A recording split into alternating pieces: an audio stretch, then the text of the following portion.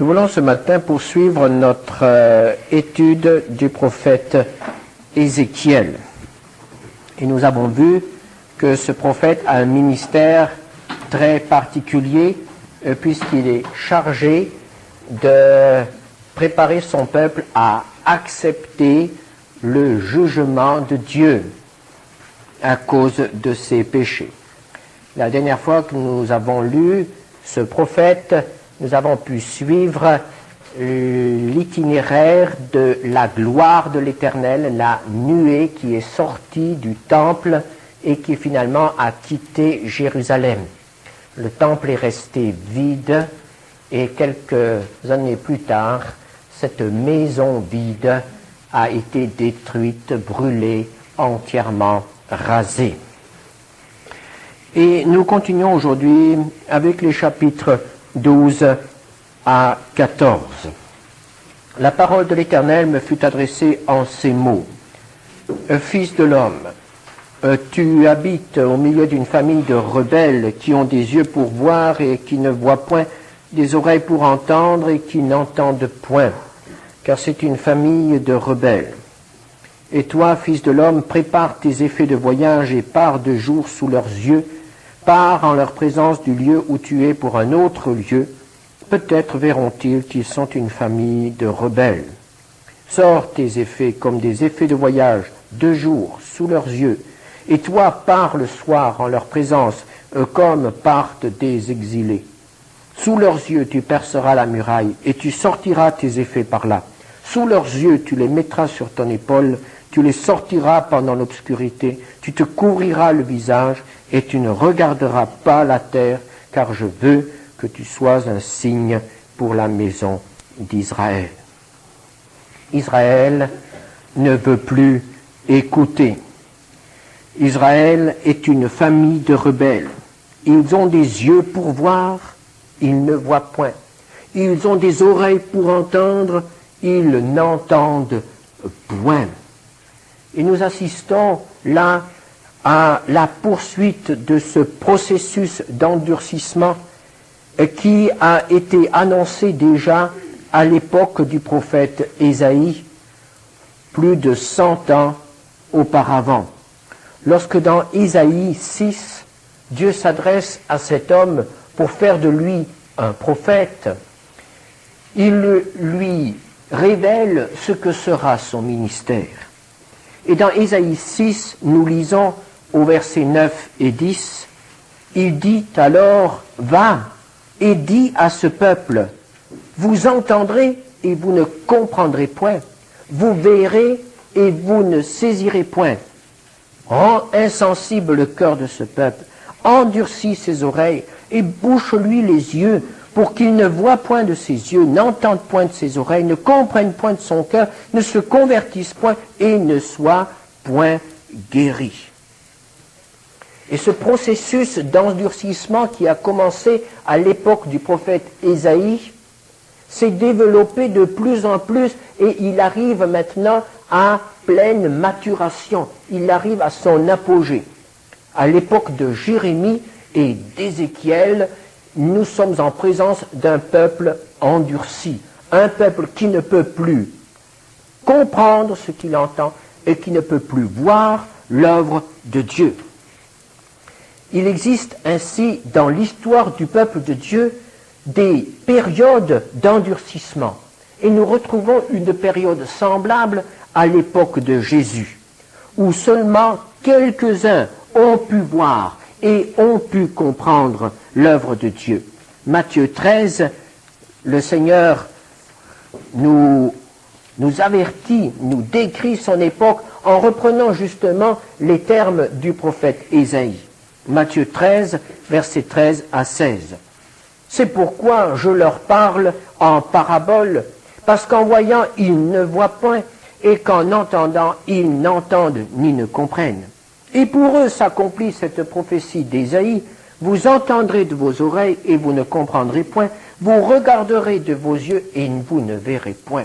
Car le cœur de ce peuple est devenu insensible, ils ont endurci leurs oreilles et ils ont fermé leurs yeux, de peur qu'ils ne voient de leurs yeux, qu'ils n'entendent de leurs oreilles, qu'ils ne se comprennent de leur cœur, qu'ils ne se convertissent et que je ne les guérisse. L'endurcissement à l'égard de la parole de Dieu est quelque chose d'extrêmement dangereux. À quel moment commence le processus d'endurcissement? Au moment où on ne met plus en pratique la parole de Dieu. Au moment où on se contente d'écouter. La parole de Dieu est vivante. La parole de Dieu ne veut jamais devenir lettre morte. Lorsque Dieu parle, il veut être obéi. Lorsqu'il n'est pas obéi, il enlève la possibilité de comprendre. Et cela peut même arriver dans la vie d'un enfant de Dieu. Est-ce qu'il ne nous est jamais arrivé, par exemple, de lire des chapitres entiers de la parole de Dieu sans que le Seigneur nous parle? De lire la Bible comme si nous lisions notre journal, et même d'y trouver moins d'intérêt encore, parce qu'il s'agit là de choses connues, et nous savons comment se terminera l'histoire dont nous venons de lire le commencement. La parole de Dieu qui ne nous parle plus. Nous sommes toujours là dans un moment extrêmement dangereux. Parce que si nous ne réagissons pas, si nous ne demandons pas au Seigneur de nous ouvrir l'esprit, si nous ne nous mettons pas à obéir à ce que le Seigneur nous a fait comprendre, à ce moment-là, cette incapacité de saisir la parole de Dieu deviendra toujours plus grande. Et nous arriverons au moment où la parole de Dieu ne nous parlera plus. Israël est arrivé à un moment où la parole de Dieu devenait inefficace parce qu'ils entendaient et ils ne comprenaient plus. Alors, à ce moment-là, Dieu emploie un autre langage. Et Jésus, au lieu de continuer à enseigner publiquement, ouvertement, comme dans le Sermon sur la montagne, a commencé à raconter des histoires, des paraboles. Ces histoires pouvaient être écoutées, saisies par les auditeurs, même par des enfants. Les enfants aiment entendre l'histoire du fils prodigue ou du semeur. Ces histoires-là peuvent être écoutées, on en comprend une certaine signification, mais il n'y a que les disciples qui en comprenaient la signification profonde parce que le Seigneur la leur expliqué, la leur donné. Jésus a donc changé sa manière d'enseigner. C'était un enseignement double. Une histoire qui ne restait qu'une histoire pour ceux qui écoutaient, qui ne croyaient pas, mais une histoire qui renferme un enseignement profond pour ceux qui veulent comprendre, pour ceux qui veulent obéir, pour ceux qui ont les oreilles ouvertes, ceux qui sont dirigés par l'Esprit de Dieu. À l'époque d'Ézéchiel, Dieu a aussi changé de langage. Et nous voyons que cet homme ne devait plus parler. Vous vous souvenez qu'il a été muet. Il ne devait plus parler. Il devait agir. Et Ézéchiel va employer le mime. Il va jouer un rôle. Il va faire quelque chose. Il va représenter quelque chose sans parole. Et le peuple doit se poser des questions. Et c'est ainsi qu'Ézéchiel doit mimer la fuite du roi Sédécias au moment du siège de Jérusalem. Donc cette fuite à travers la muraille, jusque dans la campagne, cette fuite avec les yeux fermés.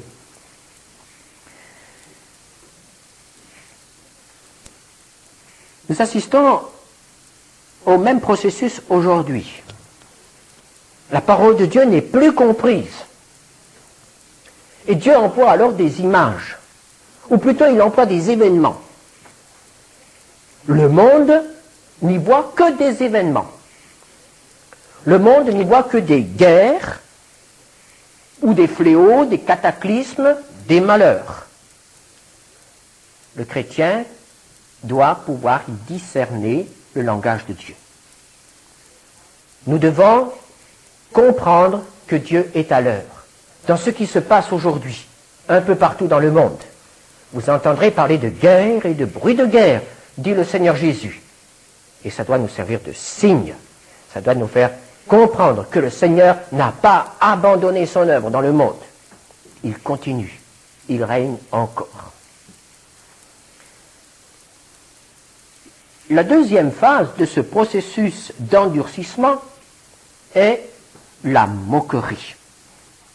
Ceux qui ne comprennent pas la parole de Dieu se moquent de la parole de Dieu. Se moquent de ceux qui annoncent la fin, de ceux qui annoncent la venue du Seigneur. C'est ce qui se passait également à l'époque d'Ézéchiel, chapitre 12, 21 à 28. La parole de l'Éternel me fut adressée en ces mots: « Fils de l'homme, que signifient ces discours moqueurs que vous tenez dans le pays d'Israël?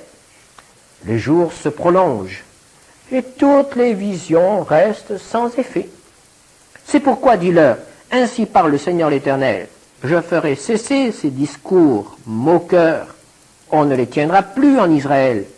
Dis-leur au contraire, les jours approchent, et toutes les visions s'accompliront, car il n'y aura plus de visions vaines, ni d'oracles trompeurs au milieu de la maison d'Israël. Car moi, l'Éternel, je parlerai. Ce que je dirai s'accomplira, et ne sera plus différé. Oui, de vos jours, famille de rebelles, je prononcerai une parole et je l'accomplirai, dit le Seigneur l'Éternel. La parole de l'Éternel me fut adressée en ces mots. Fils de l'homme, voici la maison d'Israël dit, les visions qu'il a ne sont pas près de s'accomplir. Il prophétise pour des temps éloignés. C'est pourquoi, dis-leur, ainsi parle le Seigneur l'Éternel, il n'y aura plus de délai dans l'accomplissement de mes paroles. La parole que je prononcerai s'accomplira, dit le Seigneur l'Éternel. À l'époque d'Ézéchiel, on disait au prophète, mais il y a des années que tu nous annonces la fin. Il y a des années que les prophètes annoncent le jour de l'Éternel. Et rien ne se passe. Les années passent et les visions ne s'accomplissent pas. Et Ézéchiel avait dit, quelques mois auparavant, au chapitre 7, verset 3, « Maintenant la fin vient sur toi. » Et la fin n'était pas encore là. Et ce qu'Ézéchiel avait annoncé ne s'était pas encore réalisé. Et alors, les moqueurs se manifestent. Et ils se moquent de ce prophète de malheur qui annonce toujours le cataclysme et rien n'arrive. L'apôtre Pierre avait à faire face au même problème. L'apôtre Pierre écrit dans sa deuxième épître au chapitre 3, verset 4, verset 3, « Sachant avant tout que dans les derniers jours, il viendra des moqueurs avec leur raillerie, marchant selon leur propre convoitise et disant, où est la promesse de son avènement? Car depuis que les pères sont morts, tout demeure comme dès le commencement de la création. » Et ces moqueurs, évidemment, sont encore avec nous aujourd'hui. Et ils peuvent nous dire, il y a 19 siècles que les chrétiens annoncent et attendent la fin du monde. Il y a 19 siècles que les chrétiens parlent du retour de Jésus, parlent du jugement, et il n'y a toujours rien, et le monde continue à tourner. Les moqueurs, ceux qui ne prennent pas la parole de Dieu au sérieux, la foule aux pieds. Alors, le prophète était là dans une situation difficile. En effet, vous vous souvenez qu'il y avait à Jérusalem et en Chaldée de faux prophètes. Et ces faux prophètes annonçaient la paix.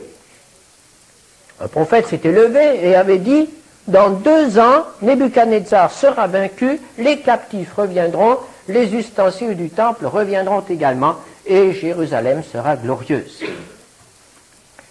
La majorité des prophètes annonçaient la paix. Quelques-uns seulement annonçaient la venue du jugement. À Jérusalem, c'était Jérémie. En Chaldée, c'était Ézéchiel. Et ces prophètes qui annonçaient la ruine, qui l'annonçaient pour prochaine, on ne voyait pas la prophétie se réaliser. Alors qui avait raison? Et pour quand étaient ces messages? Est-ce que ceux qui annonçaient la paix avaient raison? Est-ce que la paix allait venir? Et est-ce que la ruine n'allait venir que beaucoup plus tard? Ou est-ce que ceux qui annonçaient la ruine avaient raison et ceux qui annonçaient la paix étaient de faux prophètes? La génération de Jérémie et d'Ézéchiel était en présence de 2 paroles de l'Éternel, ou tout au moins de 2 groupes qui affirmaient, annonçaient la parole de l'Éternel. Et ces 2 groupes avaient des messages contradictoires. Les uns annonçaient la paix, tout va s'arranger, ne vous inquiétez pas, et les autres annonçaient la ruine prochaine, la colère de Dieu, le jugement. Alors, comment reconnaître? Comment reconnaître la vraie prophétie de la fausse prophétie? Comment reconnaître qu'un homme parle de la part de l'Éternel et qu'un autre ne parle pas de la part de l'Éternel? Cela a été un problème de tout temps, en Israël, dans l'Église et encore de nos jours. Comment reconnaître la véritable parole de l'Éternel? Alors le chapitre 13 va nous aider à répondre à cette question qui est essentielle puisque la parole de Dieu nous annonce que dans les derniers temps, il y aura de nombreux faux prophètes. Alors comment pourrons-nous reconnaître les vrais des faux? Chapitre 13, verset 2. Fils de l'homme, prophétise contre les prophètes d'Israël qui prophétisent, et dis à ceux qui prophétisent selon leur propre cœur, écoutez la parole de l'Éternel. Alors, nous avons dans ce texte une description du faux prophète. Au verset 6, nous lisons « Leurs visions sont vaines et leurs oracles menteurs. Ils disent « L'Éternel a dit » et l'Éternel ne les a point envoyés. Et ils font espérer que leur parole s'accomplira. Qui est prophète? Celui qui est envoyé par Dieu.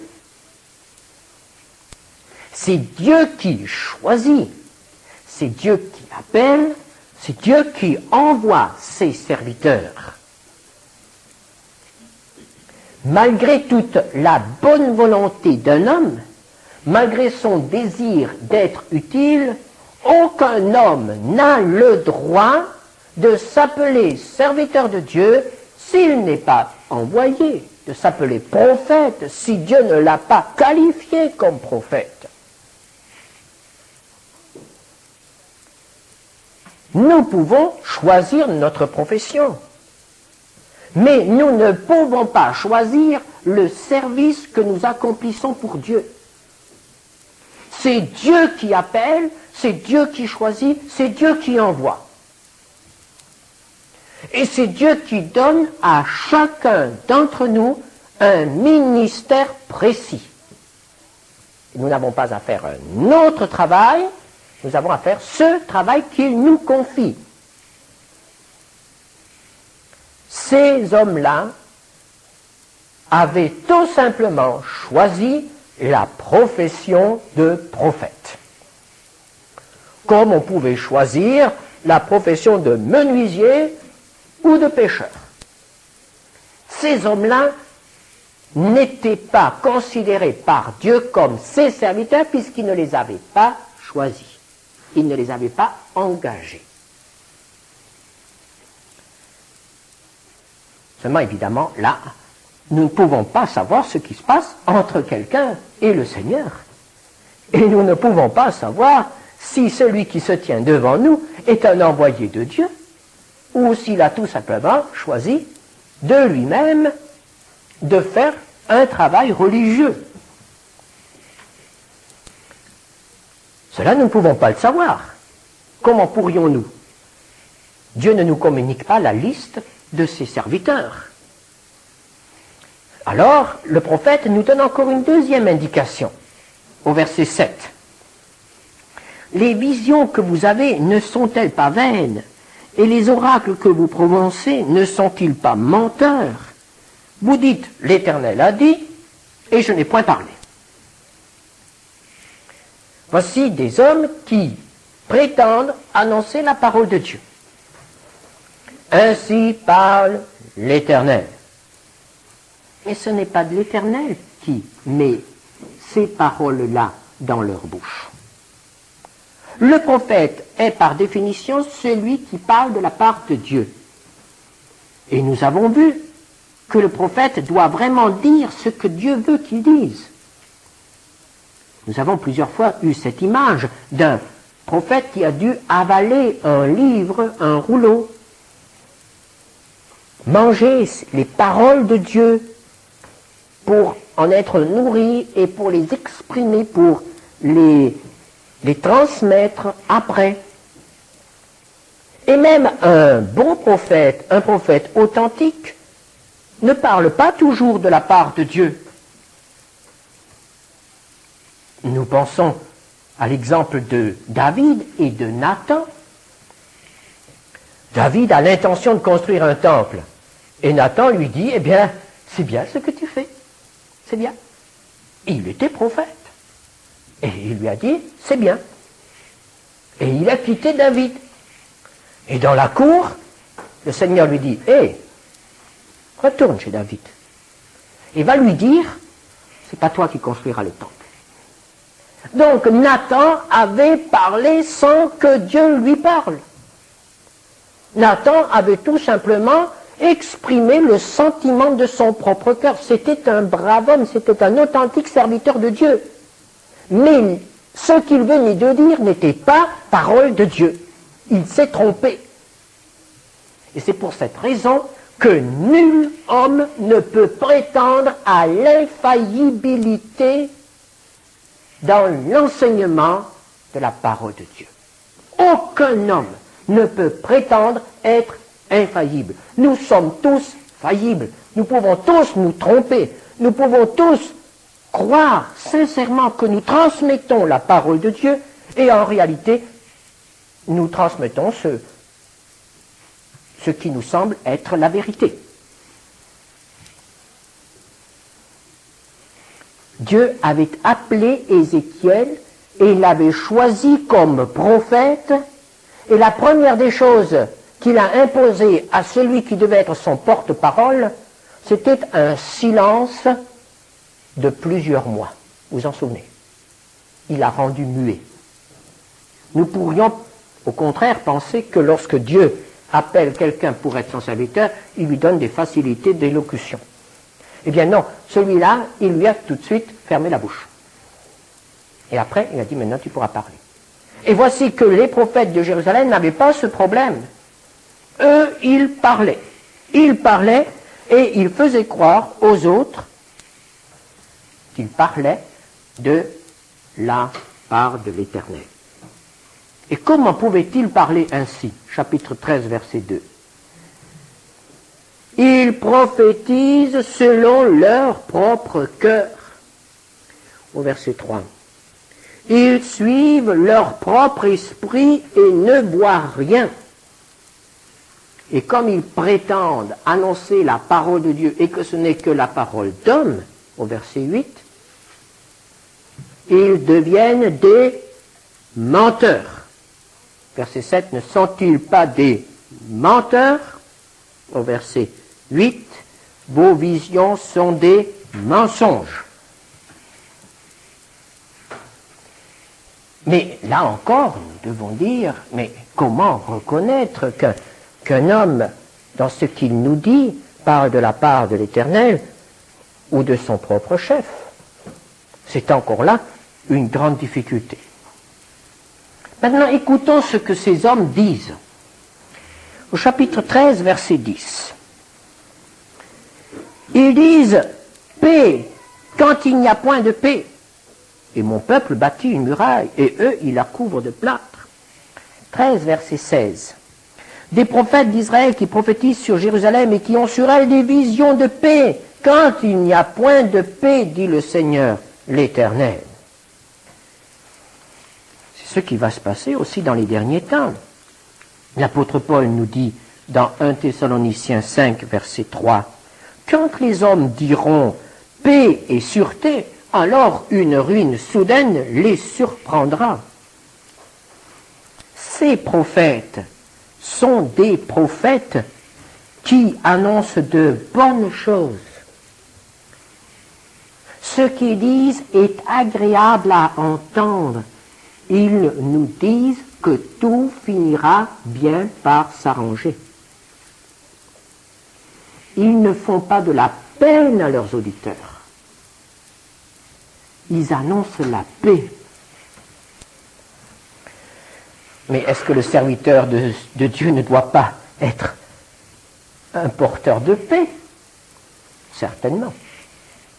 Mais alors comment reconnaître encore le véritable message de paix d'un message trompeur?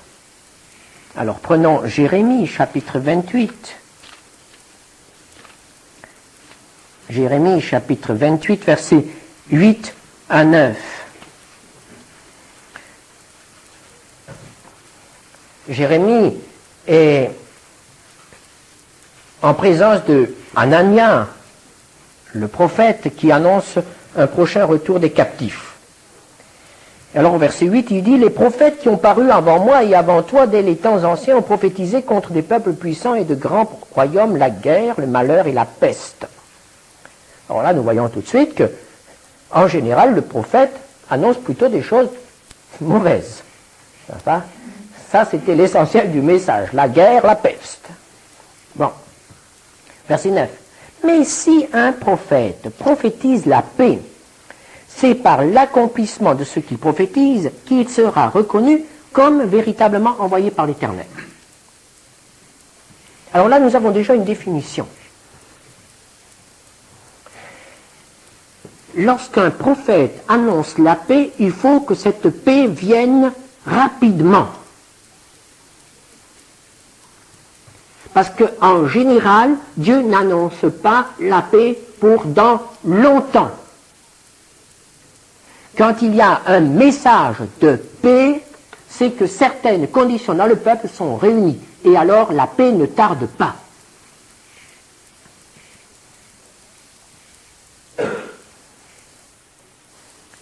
Et Ézéchiel nous dit que lorsqu'on annonce la paix sans que ces conditions soient réunies, on met du plâtre sur une muraille fissurée.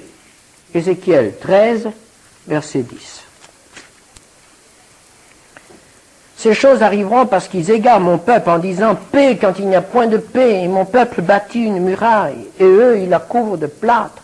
Dis à ceux qui la couvrent de plâtre qu'elle s'écroulera, une pluie violente surviendra, et vous, pierres de grêle, vous tomberez, et la tempête éclatera, et voici la muraille s'écroule. Ne vous dira-t-on pas, où est le plâtre dont vous l'avez couverte? Ce que les prophètes font ici, c'est un replâtrage.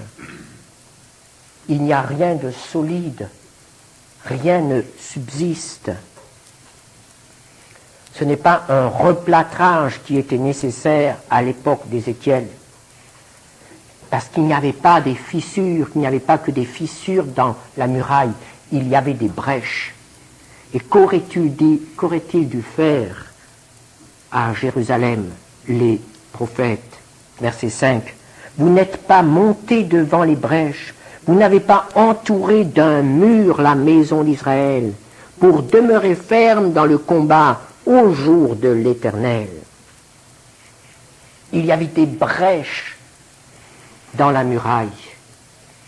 Il y avait eu des défaites spirituelles parmi le peuple de Dieu.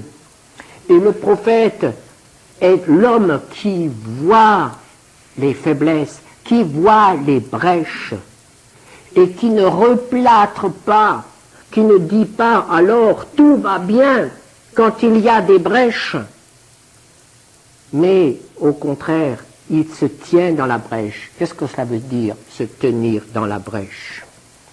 Chapitre 22 d'Ézéchiel, au verset 30.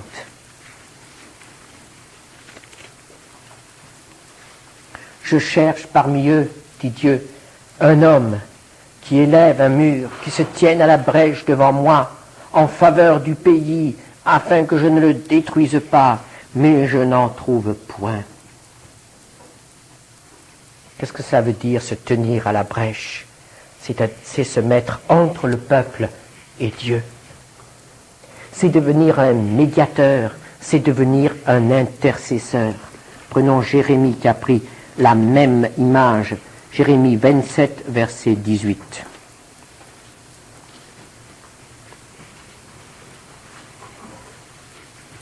S'ils sont prophètes, et si la parole de l'Éternel est avec eux, qu'ils intercèdent auprès de l'Éternel des armées pour que les ustensiles qui restent dans la maison de l'Éternel, dans la maison du roi de Juda et dans Jérusalem, ne s'en aillent point à Babylone.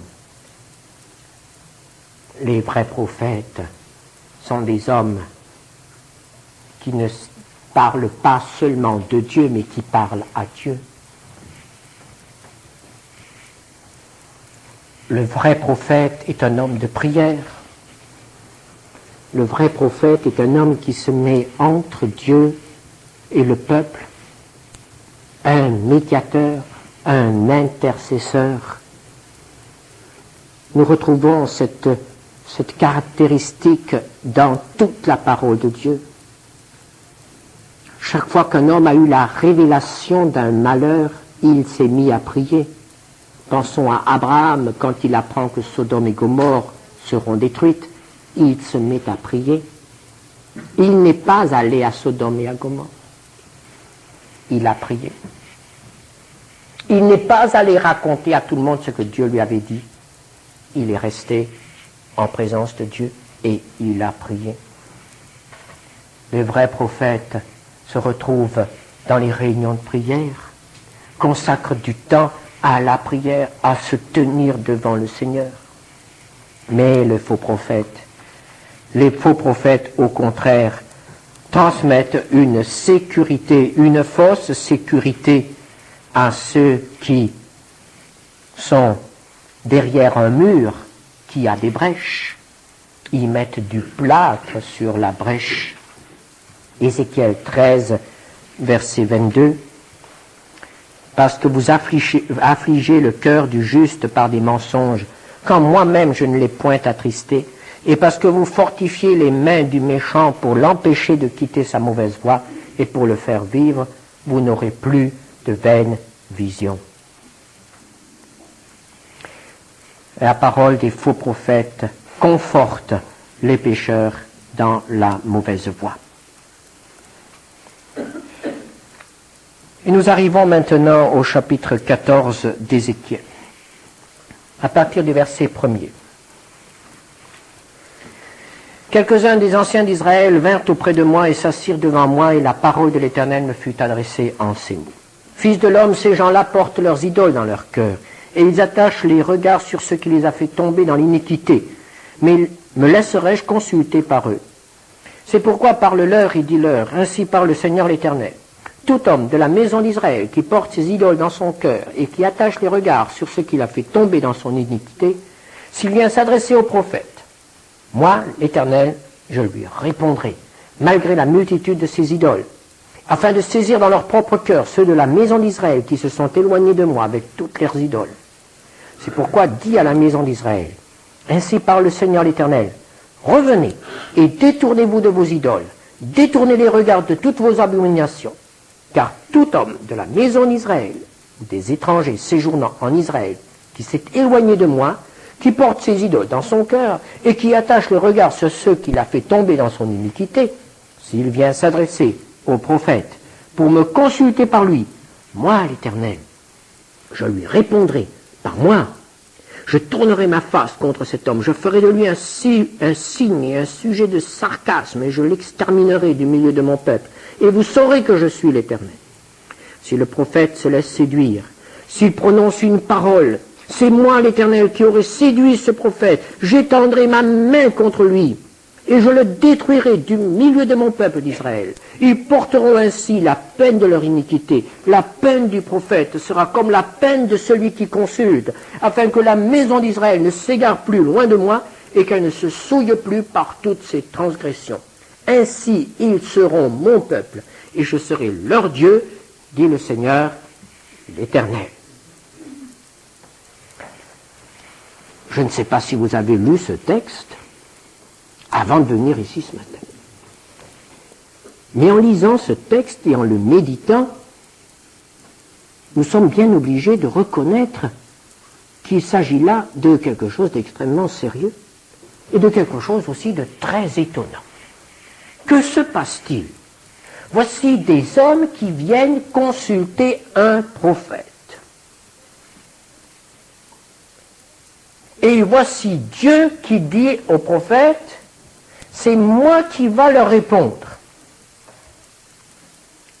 Et qui punit le prophète si c'est lui qui répond.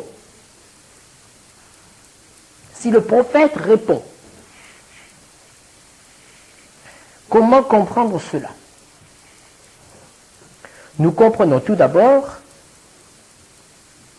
que le ministère de prophète comporte des dangers.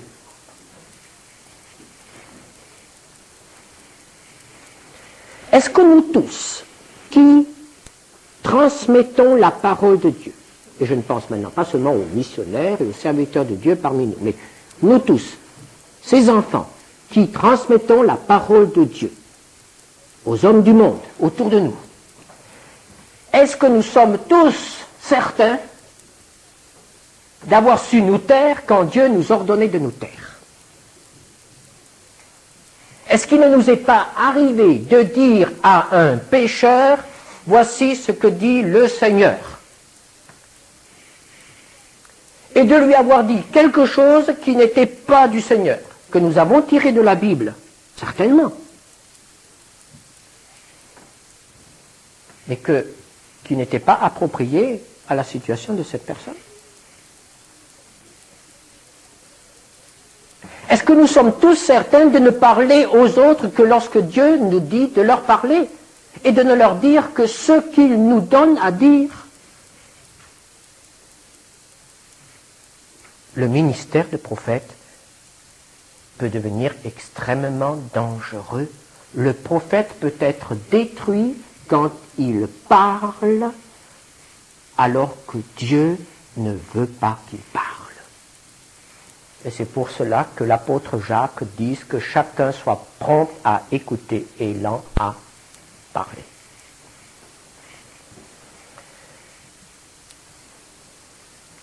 Mais alors comment faire? Mais quelle est la solution? Comment éviter d'être un prophète, un faux prophète? Comment éviter d'être un prophète qui parle quand il doit se taire? Eh bien, je crois que pour ma part, la clé se trouve au verset 6. C'est pourquoi dit à la maison d'Israël, ainsi parle le Seigneur l'Éternel, revenez et détournez-vous de vos idoles, détournez les regards de toutes vos abominations. Que s'est-il passé ici? Ézéchiel était dans sa maison. Et les anciens d'Israël sont venus le consulter. Ils sont venus le consulter pour quelque chose, pour avoir un conseil ou une indication peut-être sur le cours des événements à Jérusalem. Ils sont venus consulter Dieu. Ils sont venus consulter le prophète. Ils ne sont pas venus vers le prophète ou vers Dieu pour se repentir de leurs péchés. Ils sont venus pour avoir un conseil. pour avoir une parole de Dieu. Mais ils gardaient leurs idoles dans leur cœur. Il n'y avait pas de repentance. Il n'y avait pas le fruit de la repentance. Or, il y a une chose que nous sommes toujours enclins à oublier. C'est que Dieu est saint et que sans la sanctification, nul ne peut s'approcher de Dieu. Nous sommes enclins à oublier que lorsqu'un pécheur s'approche de Dieu, sans tenir compte de son état de péché,